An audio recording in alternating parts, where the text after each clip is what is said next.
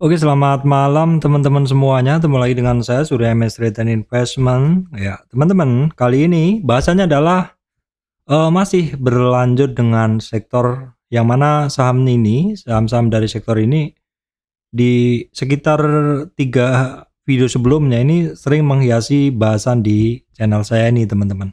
Dan ternyata setelah saya cek, ternyata sektor ini ada kebersamaan begitu, yaitu bergeraknya cukup bareng. Apakah masih lanjut naik, teman-teman? Dan kenaikan ini karena apa dan juga potensinya bagaimana?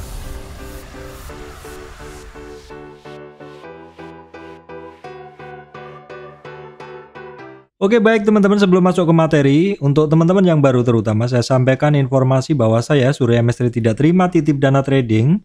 Jadi teman-teman jangan percaya apabila ada tawaran titip dana trading mengatasnamakan Surya MS Trade. Saham sektor ini masih lanjut naik. Ada apa teman-teman ya? Oke, sekilas dulu ya. Sekilas dulu untuk IHSG-nya terkoreksi hari ini sempat closing di bawah 6807 teman-teman ya. Ini adalah merupakan support ya. Supportnya 6807 jebol. Tadi sempat jebol. Namun demikian closingnya masih diangkat sampai di supportnya di 6810-an begitu ya. Ini titik penting ya, kalau besok IHSG-nya nggak mampu closing di bawah 6810-an, maka potensinya dari IHSG ini bisa terbuka sampai ke 61,8 retracement. Dan di sini jelas ya, IHSG-nya kemarin ternyata masih belum mampu masuk ke atas MA200. Kalau kita lihat dari sisi line MA200 atau moving average 200, terlihat bahwa IHSG-nya itu masih di bearish zone begitu. Nah, kalau kita lihat memang tadi malam untuk bursa Amerika itu libur ya teman-teman ya. Libur nggak ya? Datanya kita cek dulu. Oke, kita tengok dulu teman-teman. Kita tengok dulu di Google Chrome.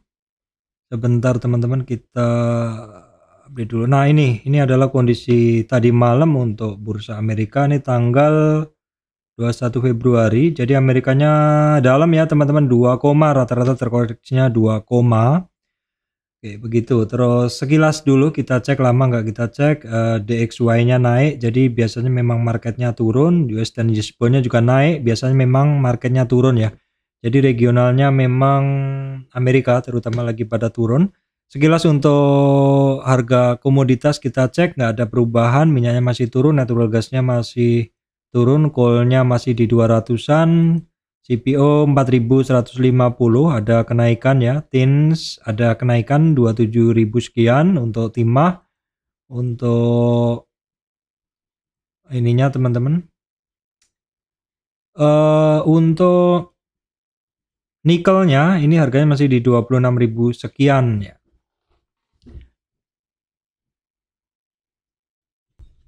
Oke teman-teman, terus kita akan lanjutkan ya bahasan langsung ke ini ya yang terkait di judul, bahwa di beberapa hari ini teman-teman, di beberapa hari ini tuh saya banyak ngebahas saham sebenarnya yang itu-itu saja. Kenapa Pak kok bahasan sahamnya itu-itu aja? Jadi begini teman-teman, suatu saham itu kalau dia itu masih bergerak, itu biasanya kalau memang pergerakannya itu memang kuat, itu dia biasanya tidak sehari 2 hari teman-teman.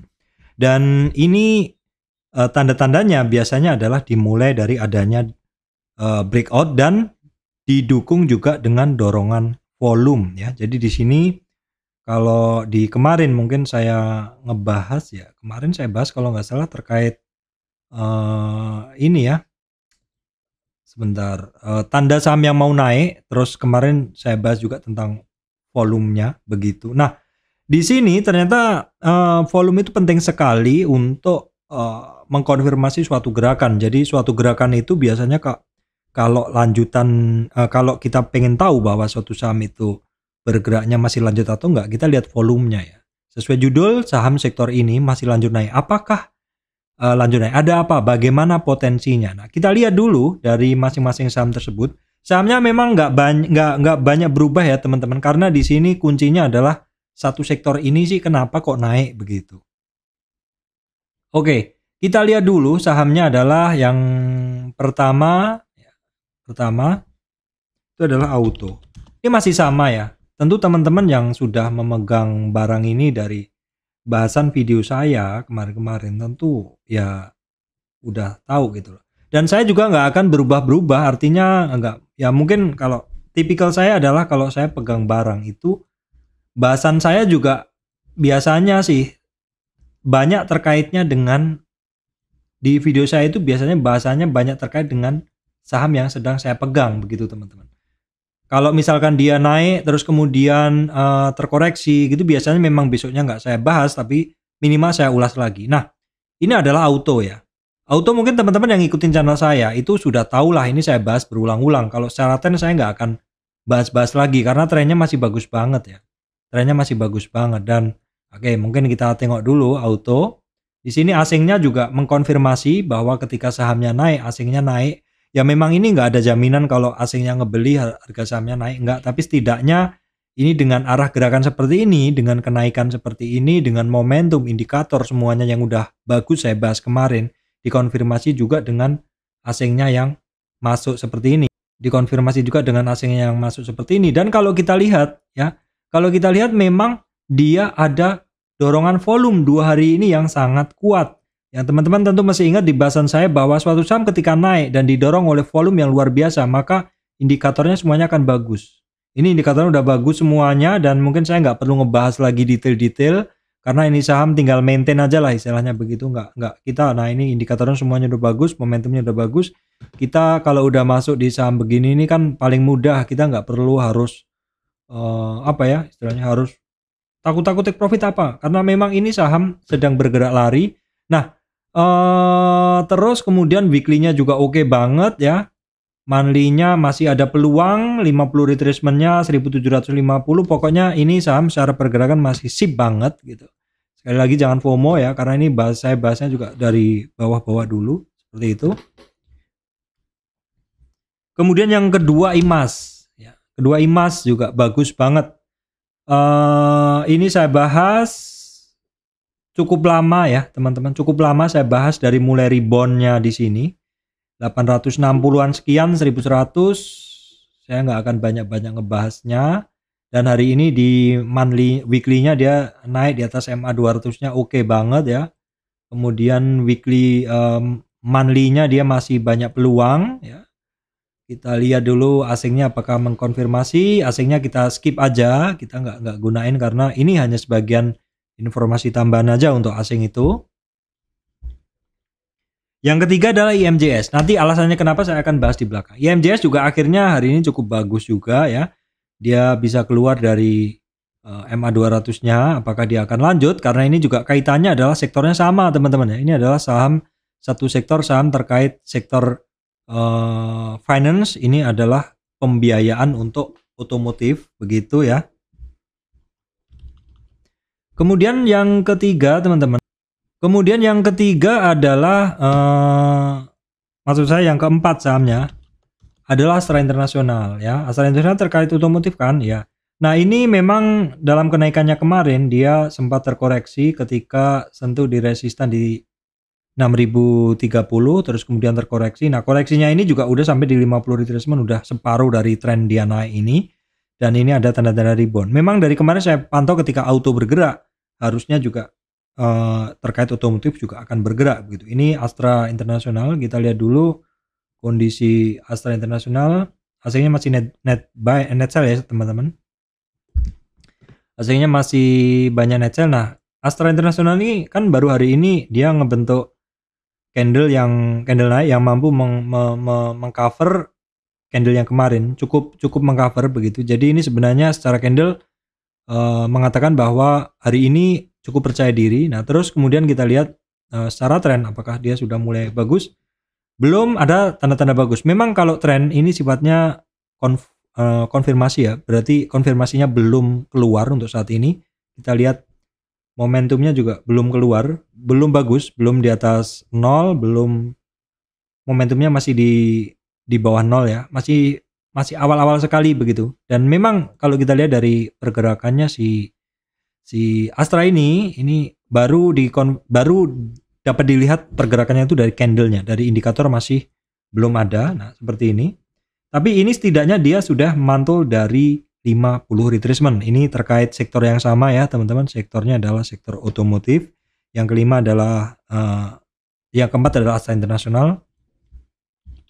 Kemudian adalah ini DRMA ya, terkait ini juga terkait otomotif juga begitu. Ini saya belum pernah analisa sepertinya, tapi ini saya bahas dulu bersama-sama begitu. Oke, mungkin berikutnya kita satukan aja biar ini bahasanya nggak lama kok. Terus kemudian SMSM ya. Nah, ini dia juga pergerakannya sebenarnya pernah saya analisa. Ini sebenarnya pergerakannya sekilas kalau kita lihat dia itu ada satu support, ada satu resistan, ada satu area tengahnya begitu. Terus kemudian kita coba cari reboundnya dia dari sini. Nah, dia itu udah rebound ya hitungannya ya, karena dalam tren dia turun ini sampai di sini supportnya ya. Terus dia naik ketemu resistan pertama ya, resistan kedua, dan sudah sampai di 50 retracement. Jadi dia sideways-nya dia sekarang sudah naik, udah di kisaran 50 retracement. Ini terkait otomotif juga. Terus kemudian akan saya tambahkan juga yang terkait otomotif juga ya teman-teman, yaitu ADMF saya jarang analisa ini, tapi ini sahamnya naik di sekitar 10.000. Monthly-nya, weekly-nya bagus, monthly-nya bagus, cukup oke. Kemudian ini jarang saya bahas juga, tapi saya ambil untuk acuan aja. Ini mungkin kita skip aja, pergerakannya nggak begitu bagus. Nah, teman-teman, saham sektor ini yang saya sebut tadi yaitu ada Auto, ada IMAS, ada IMJS, ada Astra, ada DRMA, SM ya.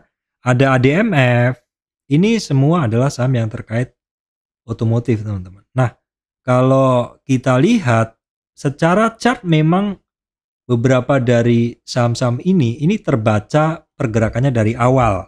Kenapa saya bilang terbaca pergerakannya dari awal? Karena saya itu bukan trader yang sebenarnya berdasarkan laporan keuangan. Artinya bukan saya mencari-cari laporan keuangan terus kalau bagus saya beli, enggak. Karena jujur saya baru hari ini ngebuka laporan keuangannya, itu pun dari portal saham ya, dari aplikasi saham yang biasa untuk bisa ngelihat laporan keuangan, karena saya nggak cukup waktu untuk ngebuka satu-satu laporan keuangan, dan saya lebih ke price action, yaitu artinya kalau suatu saham itu breakout dari resistan, dari trend line ya, dari konsolidasi dengan apa istilahnya ya, mungkin dengan volume, biasanya saya akan masuk. Itu terjadi di beberapa saham ya teman-teman, dan itu juga akan saya lihat ketika dia rebound atau breakout dari konsol areanya. Nanti ketika dia ketemu di titik pentingnya 50, ini dia lanjut atau enggak. Karena sering saya sampaikan ketika kekuatan satu saham itu ternyata naiknya nggak kuat, biasanya di 50 retracement itu dia ragu-ragu naik atau enggak. Kadang turun lagi seperti itu. Ini terjadi juga di saham Medco kemarin. Dan itu yang pertama. Jadi ketika ketemu 50 retracement nggak kuat balik arah, atau ketemu di 50 retracement ragu-ragu reakumulasi lagi seperti ini, baru kemudian naik. Atau ketika melewati 50 retracement dia lanjut saja bablas dengan volume yang kuat ya. Dengan volume yang kuat seperti ini, volume yang tebal seperti ini, biasanya kenaikan dia akan lanjut, dan ini terjadi di beberapa saham ya teman-teman. Jadi di sini memang di 50 retracement ketika dia nge-breakout 50 retracement dengan volume yang kencang ini sebenarnya sudah merupakan satu tanda ada apa gitu loh. Ada apa? Kenapa saham di sektor ini lanjut naik di 50 retracement-nya? Nah, potensinya bagaimana begitu? Nah, mungkin sebagian dari saham-saham ini laporan keuangan udah keluar, teman-teman. Nah, saya bilang tadi, saya nggak detail ngelihat laporan keuangan, tapi saya selalu bereaksi dari adanya candlestick yang tinggi, yang breakout tiba-tiba Marubozu, ada yang breakout dari resistannya, breakout dari konsolidasinya, breakout dari trend lainnya, seperti itu. Seperti contohnya yang ya tadi ya, Auto, kemudian IMAS ya IMJS belum, baru-baru mau breakout begitu. SII belum ya, tapi sudah ada candle yang mengcover candle yang kemarin. Kemudian ada SMSM ya. Ya, seperti ini. Terus kemudian ADMF ya, ADMF memang dia tinggi. Ini mungkin kita skip aja. Nah, beberapa saham ini pergerakannya seperti itu, walaupun saya tidak ngelihat dari laporan keuangan, ternyata ya akhirnya saya mau nggak mau saya harus ngelihat karena untuk mencari jawaban ada apa sih seperti itu. Ternyata setelah hari ini saya coba buka laporan keuangan, beberapa ini bagus teman-teman. Oke, kita lihat nih, yang pertama adalah mungkin kita slide dulu. Kita slide dulu teman-teman, sebentar ya. Kita pilih dulu, ini adalah, oke kita lihat dulu, kita urutkan auto. Auto teman-teman di laporan keuangan 2022 full, Q1 47, 43, 83, 103, ternyata di Q4 itu earningnya besar sekali sehingga akumulasi dari laba 2022 itu besar sekali teman-teman. Dari sebelumnya ini naiknya kalau dari 2021 yang mana cuman EPS-nya cuman 127 ke 275 ini 2 kali ya, begitu kan? 100% lebih. Ini untuk auto.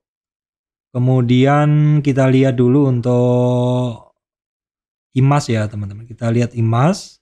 Nah, IMAS ini belum keluar teman-teman. Q1 2022 20, 23, 41, Q4 2022 belum keluar. Nah, totalnya dari 3 quarter 2022 ini sendiri sudah mengalahkan tahun sebelumnya. Jadi dengan kondisi sekarang pun IMAS ini udah oke banget gitu. Apalagi nanti kalau keluar. Nah, sepertinya pergerakan dari IMAS ini adalah mengkonfirmasi atau bukan mengkonfirmasi. Sepertinya pergerakan IMAS beberapa hari ini adalah antisipasi dari para penggemar saham otomotif ya. Jadi dia udah naik duluan begitu. Karena ngelihat kemarin laporan keuangan dari atau pergerakan dari autonya ini dia kenceng begitu. Nah, kita lihat dan monthly-nya dia masih di bawah. Weekly-nya dia baru keluar dari EMA 200, terus ada 50 retracement. Untuk IMAS ini menurut saya masih menarik teman-teman ya. Jadi IMAS laporan keuangannya belum keluar, atau kalau misalkan udah keluar sore tadi silakan teman-teman update ya, saya nggak bisa terlalu banyak membaca detailnya. Terus kemudian setelah IMAS coba kita lihat IMJS belum keluar juga, tapi di sini kita bisa ngelihat juga porsi model-modelnya hampir patternnya hampir sama dengan IMJS tadi teman-teman ya.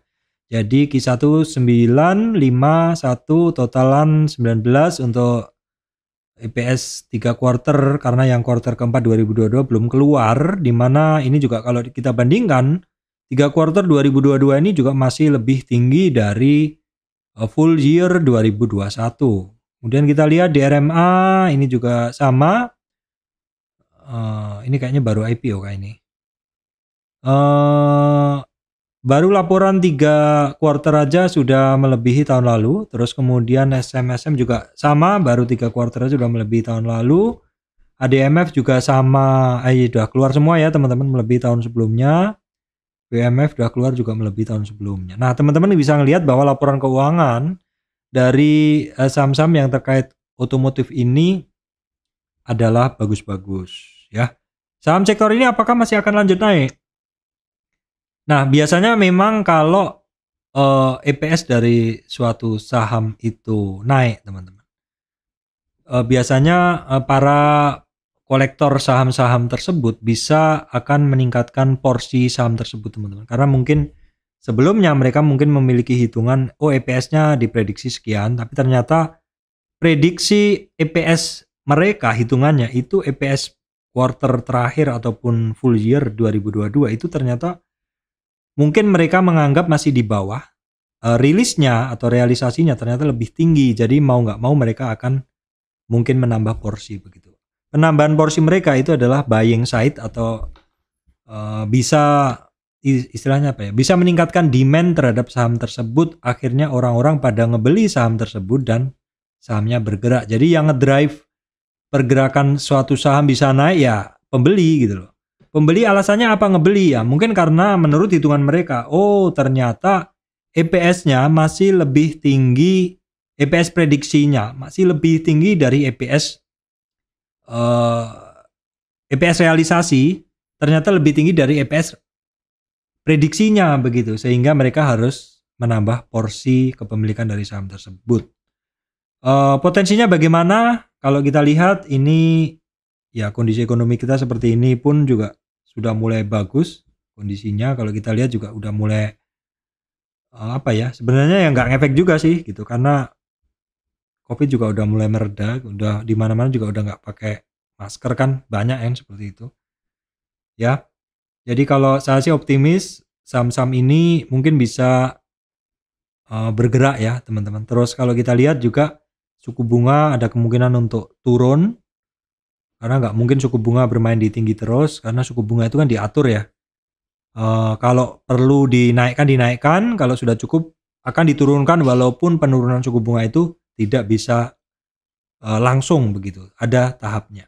Jadi kira-kira itu ya teman-teman yang bisa saya sampaikan. Bahasan kali ini memang kaitannya adalah satu sektor, karena memang hari ini yang bergerak atau di akhir-akhir ini yang bergerak lagi sektor ini saja. Dan sektor ini sudah cukup lama tertekan, apakah sektor ini bisa lanjut naik. Nah teman-teman, saham itu sebagus apapun ketika dia naik, dia pasti akan ada retracement begitu ya. Sehingga teman-teman mungkin yang masih tertarik di sektor ini harus juga tetap bijaksana dalam membeli. Sebaiknya membeli tetap ketika ada koreksi. Ketika ada koreksi, kita bisa memantau juga atau mengetes juga koreksinya itu berlebihan atau enggak. Begitu. Kira-kira begitu. Demikian dari saya, Surya Mestri Investment. Terima kasih teman-teman semuanya.